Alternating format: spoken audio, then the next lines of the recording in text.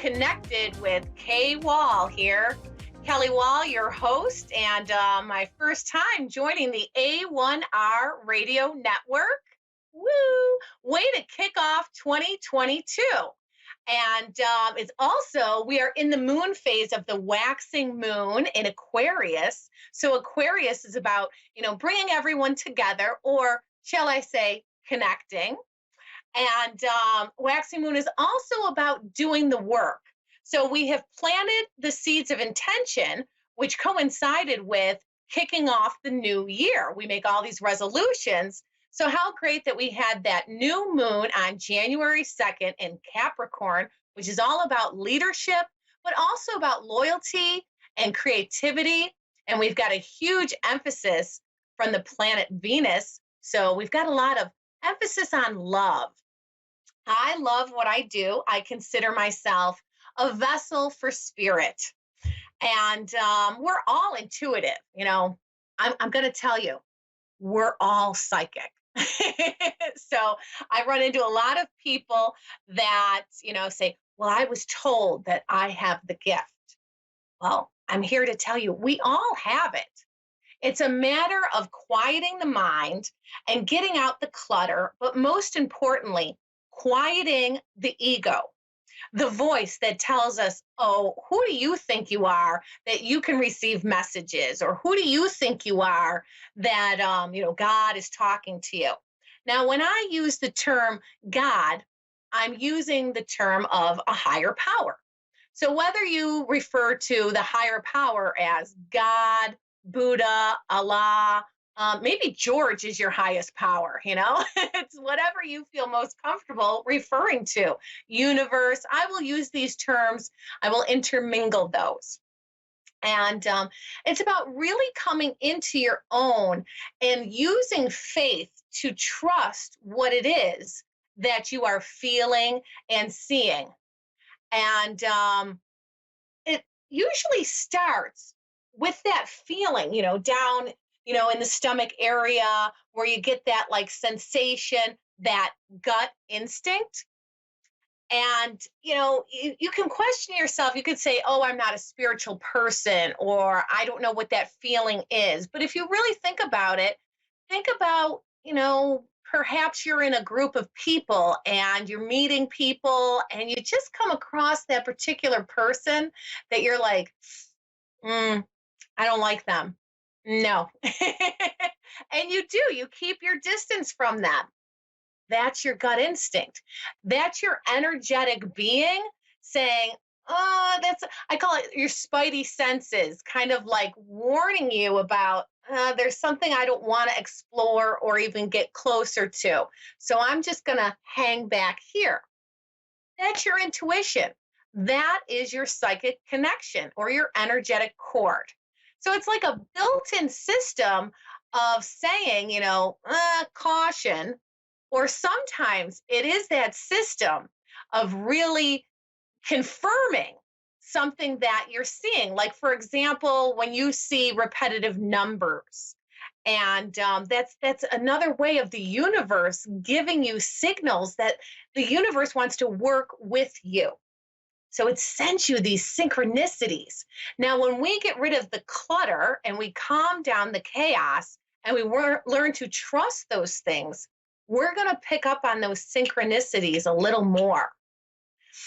So when I talk about being a vessel of spirit, I simply refer to that because I consider what I do under like an umbrella of healing arts.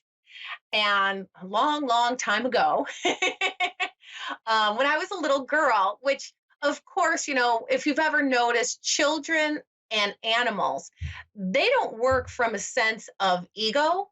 So they don't have that, I call it that mean voice that says you're not good enough.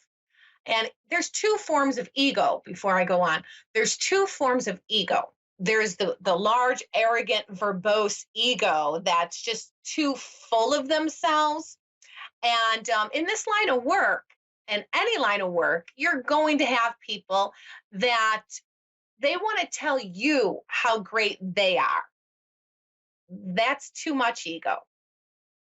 And then we have people that, yes, the humility is beautiful, but that's not having enough ego. That's, the voice of, oh, you're not good enough. Why should you speak up and say that? Oh, nobody wants to hear what you have to say.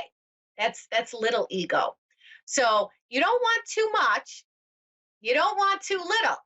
You want to be right here. And we can all learn that. So, of course, when we're very young, we don't have any ego really. We don't know that anything is per se wrong or we're weird or we're different if no one tells us that we are.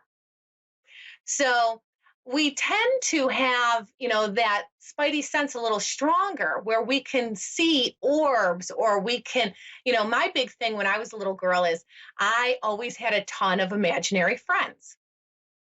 Well, later we found out that those imaginary friends weren't so imaginary after all. They were simply spirits that recognized that I could see them and feel them. So I wanted to play with them. And I did. I did. And I was known as the kid that had the wild imagination. And my parents would say, oh, she could just play for hours by herself and I could just make up these stories. And a lot of times it was because I was, being fed these stories from spirit or my imaginary friends. Now, I remember a time where later in life, a few years ago, this girl that I would play with at the playground when I was, very young, 8, 9, 10 years old, and we were, whatever, making boondoggles and stuff that you do at the playground, arts and crafts. And she told me of this memory about when we were playing and I was talking, and she looked at me and said, who are you talking to? And I said, my angels. And she looked at me and I go, well, don't you talk to your angels? And she goes, no, I don't have any angels. And I go, oh, I have angels all around me. You can talk to them too. So it's kind of funny to hear later in life, 40 years later, about how you did something. And it's just more evidence of, how we've always had that connection or communication, but we allow ourselves to be talked out of that connection. Or a lot of times we feel uncomfortable with what we don't know. So that brings up a fear, and so we tend to, put away those things. Now, I was very blessed to be able to be allowed to have such an imagination and to play with that. My parents were very supportive of that, shall we say. And it's also because I always gave them something to, laugh about. Maybe laughing at me, but definitely laughing with me. And I also have an older sister who now she's more of an empath or on the em- em- empathic side. Yes, sometimes I blank out too. And so she's a Pisces and she's very much, into her feelings and romanticizing things. Where I am your typical Gemini, I like to wear many hats and I like to share them openly. But I am also the introverted extrovert. So growing up, I had these things, and one of um, my best imaginary friend was an elephant, and it was cute because he wore dungarees, he wore a jacket, and there were times when he would make himself small enough that I specifically still remember sitting on my bedroom floor playing board games with him and talking and everything. But also, there were times where I could see him when I needed to listen, he would make his ears big. And I knew, oh, I need to pay attention more. I need to listen. Or there were times like perhaps, my parents were giving me a list of chores or I had homework to do and I just couldn't quite focus because I wanted to be off in playland. And so here was my elephant friend with the big ears telling me, Kelly, we have to listen right now. And so then there were times where perhaps I would be afraid. And then the elephant would make himself very large, very big. And he had a zipper that I would actually open up and I would crawl inside of him. And so I later found out that this was Ganesh. And to this day now, Ganesh is a spirit guide of mine.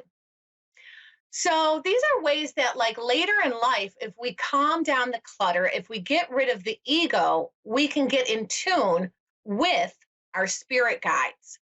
Now, growing up, there was also an emphasis on words.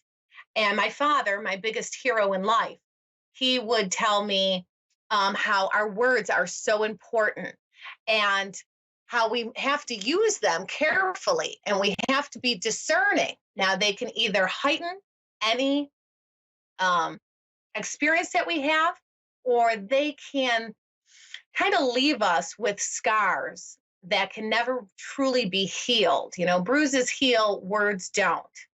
It looks as though we're signing off, and I don't know why, because it's supposed to be a 28-minute show. So we'll see what's going on here. But just in case we do lose connection, I am Kelly Wahl. You can hook up with me at Connected with K Wahl every Wednesday at 10 p.m. I'm from Buffalo, New York, and you can also reach me for your own private readings at KWahl, WAHL, KWahl, healingarts.org. So the emphasis on words that I was talking about, we've all been wounded by words, but we've also all been touched by words and how words can leave a definite impact in our lives. Unfortunately, we tend to remember the negative things. And okay, I'm just getting feedback here from the producers. So very good. Like I said, this is my first show, so bear with me. It's another learning experience. Okay, so I'm going to continue about these words, as I'm filling up the room with words. But yes, think about it. We tend to hang on to negative things a lot more than positive things. Now, my father was my biggest hero, and he still is, but he taught me at a very early age about our use of words. There were two major things that really I took to heart was how your mind is the strongest muscle that we have, and it must be exercised daily. We have to constantly keep it active.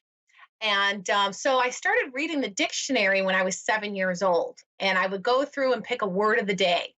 So it really, and I found myself to become a wordsmith. And my sister, she's a couple years older than I am, and she really made her niche in the family where she was the first, daughter, she was the first grandchild. So she was very much always praised for her looks and being beautiful, and that she is. But I knew without really even knowing that I didn't want to compete. So I found my niche in words and vocabulary and just kind of like my creativity of playing imagination.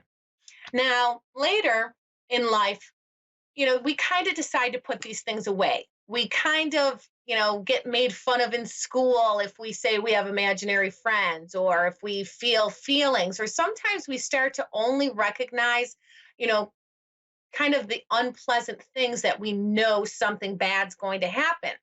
And we don't necessarily always like that. And it's scary because we don't understand it. And that's when we put away our gifts. Well, I kind of did that because I didn't want to be made fun of. And I really was taking in too much that I didn't understand. But later in life, I couldn't deny this anymore.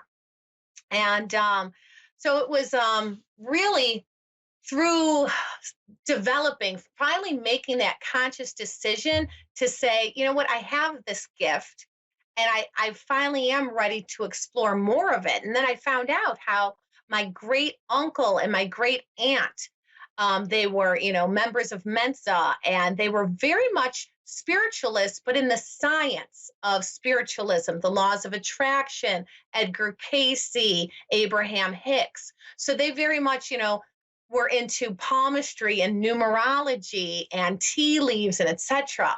And then on my mother's side of the family, my great great grandmother, who, Grandma Buja, and she was more of that like Polish Hungarian fortune teller that wore the babushka on her head, and she would, dip it in water and put it on her head to calm the voices. She also liked to take a nip every now and then to calm the voices, which, yes, sometimes they can be overwhelming and people do numb them. So, or people heighten them, but that's a whole nother show. So I very much had both aspects of spiritualism and two completely different approaches to them. I was fortunate enough to then go to Lilydale, New York, where it's the nation's largest community dedicated to the development of spiritualism. So I was fortunate enough to have a mentor there and go on and on. And, later, my father got sick and he was diagnosed with an incurable, untreatable disease. And we were told that this disease affects 1 out of 1 million people. Well, ever since I was little, I would always refer to my dad as 1 in 1 million. That's how powerful our words can be. And also, symbolism of my father's favorite color is purple. And yes, I say is. Even though he has passed, I still refer to him as is because I'm sure in the afterlife, his favorite color still is purple. But you know how diseases have, certain colors associated with them, like breast cancer has pink and prostate cancer has blue. Well, his disease, which is Crutchfield-Jacobs disease, is associated with the color purple. Now, purple is also the color of healing, the color of spiritualism. It's your third eye, it's your intuition. My father was very spiritual and loved to go to church with me. We'd take that hour ride to Lilydale, go to church, and make a day out of it. And also, thinking about, words and symbols, I really, through my grief, had to discover that I had to remember that energy never dies. Either does love. Now, when someone passes, it's simply learning a different form of communication. So it's the evidence of seeing something that reminds you of that person or takes you back to a certain memory. So perhaps it's recognizing a color, or perhaps it's constantly looking at, your phone or a license plate or anything having to do with numbers, and it symbolizes the date of, perhaps that person's birthday or an anniversary or just something significant. So these are all signs of how they're still communicating with us, but now we have to get our, those dictionaries of like French to English. Well, now it's kind of like a dictionary of symbolisms of spiritualism and learning your own secret codes. And that is how the evidence that, if we can get out of our own way, the signs truly are all around us. So my father, when he was sick, it was the time of Christmas. And also, my dad, he loved it. We did have this rapport of like he loved to prove me wrong on certain things. And it wasn't that he wanted to prove me wrong. It was just that he would like to make me perhaps think about something from a different perspective or kind of enlighten me to like what else is out there more so. So we would talk about, I don't know, aches and pains and whatnot. And there came to a point where when I was learning about pathologies, we would talk about, gosh, yes, cancer's terrible. And, I would never say one disease is the worst over another. But I did finally say, what I think, ALS or Lou Gehrig's disease really is like the worst disease in the world because you have no ability to communicate and you are trapped in your body, which is like your tomb, and you are aware of what's going on. You can hear everything, but you can't communicate it. And you're trapped. And I just, think that that's, a terrible way to, go about your demise. And, but true to form, how my father liked to show me that I didn't know everything. My father passed of a disease that is a combination of Alzheimer's, dementia, Parkinson's, and ALS all at once. So there was one more that a little worse than ALS, but it's those things that you just kind of have to reflect back on. So as he was, the first thing to go though was his ability to speak. And then we noticed that his mind wasn't as sharp as it normally, was. And he would have difficulty recalling words or being able to communicate. And you could see how that frustrated him. And so little by little, he lost the ability to speak. And that's when I could really tune in with my gifts to still communicate with him and help him convey to my mother or my sister or others out there, that he very much is communicating still. And my mother would pick up on it through like the way that he would look at her with his eyes. Now, my father at one point, he was able to whistle and he loved birds. And my father had blue eyes and his middle name was Jay. So when he started whistling, my mother looked at him all surprised and said, is that little Gary Blue Jay? So to this day, I know that when I see a blue jay, that's my dad. That's my dad chiming in saying, I'm here. Look at me. And the blue jay has a very distinctive call, and they're known for being nasty birds, but they're very loyal. They come back to where they mate every year, and they mate for life. So remember that about the blue jay, but they have that call because they really want to be heard. Also, at the time, like I stated, it was Christmas time, and I don't know where you are, but around here in the States, they play Elvis a lot. And my father loved Elvis, still does, and so do I. So at the time, I was so grief stricken. And every time I turned on the radio or I got in the car, Love Me Tender would play by Elvis. Now, my heart was so heavy and broken that it was like another form of torture to me. Oh, every time I turn around, Elvis is playing Love Me Tender. Oh, God, just pour salt in that wound. But one night I was just really just wallowing in my own grief. And I was having a chat with someone who's not the most eloquent person. And they looked at me and they said, it's going to take time. And I was angry. And I'll tell you, anger is hurt's bodyguard. So when we are evoked to anger, we have to peel the onion and really think about what are we hurting from? Because that's where the anger is coming from. So I looked at this person and I said, don't give me a cliche. Don't tell me time's going to heal. And he said, no, I didn't say time's going to heal. I said, it's going to take time. It's never going to heal, but time is going to make it bearable. And it was like an epiphany. Like, yeah, you're right. And then he looked at me and he goes, capiche? And I really was like, because this person would never use that word. And you could tell that even when he said it, he didn't know what he was saying. And I said, what did you say? And he goes, and he couldn't even repeat it. And that's when the tears started streaming down. And I knew that that was my father speaking through him. Because when I was a little girl and I had a little lecture, we would end it with, my dad would look at me and go, capiche? And I'd have to say it back to him, capiche.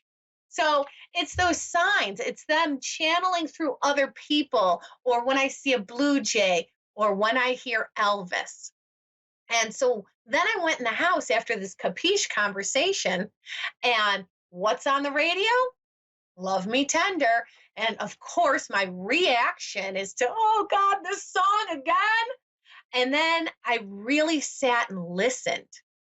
And I heard, love me tender, love me true, all my dreams fulfilled. I am still here fulfilling all the dreams that my father wants for me.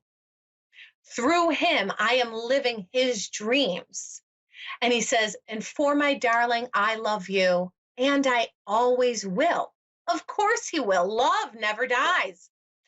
Love and energy are never destroyed, they're only transformed. And later in the song, it says, and I will love you and be yours through all the years till the end of time. So it's not about his passing or us still being here. It's about eternity. And we will always have that bond and connection. So when we can start to feel our feelings and heal our grief, we can recognize that the signs are all around us.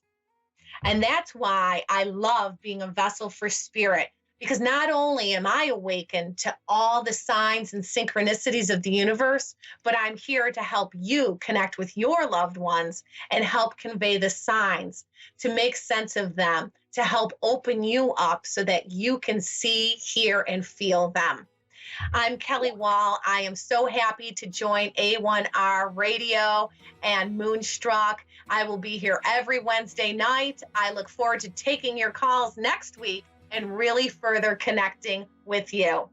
Thank you, everyone. Kelly Wahl, K Wahl, WAHL, Healing Art.